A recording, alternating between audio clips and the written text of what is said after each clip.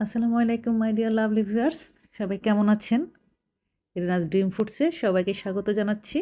আজকে খুবই মজার একটি শাক রেসিপি আপনাদের সাথে শেয়ার করছি। এটা হচ্ছে ফুলকপির পাতা, যেটা দিয়ে অসম্ভব স্বাদের একটি শাক রেসিপি অনায়াসেই তৈরি করা যায়। হয়তো অনেকে জানেন, অনেকে জানেন না।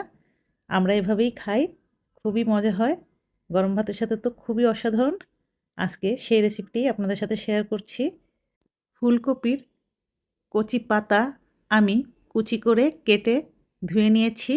তারপর কিছু কাঁচামরিচ, পেঁয়াজ কুচি, রসুন কুচি আর স্বাদ মতো লবণ দিয়ে সেদ্ধ করে নিলাম।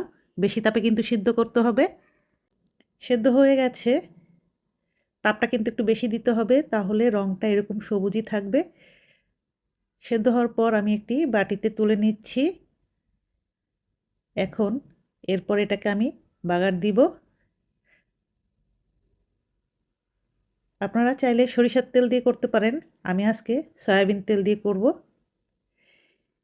এটা কিন্তু খুবই উপদেয় একটি শাক, খেতে অসম্ভব মজার।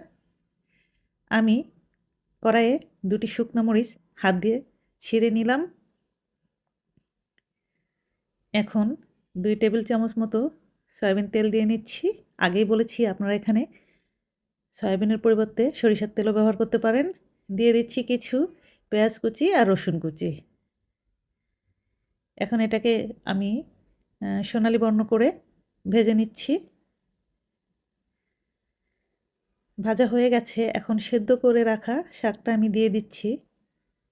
এখন খুব ভালো মতো নেড়েচেড়ে নামিয়ে নিলেই হয়ে যাবে অসম্ভব স্বাদের একটি শাক রেসিপি।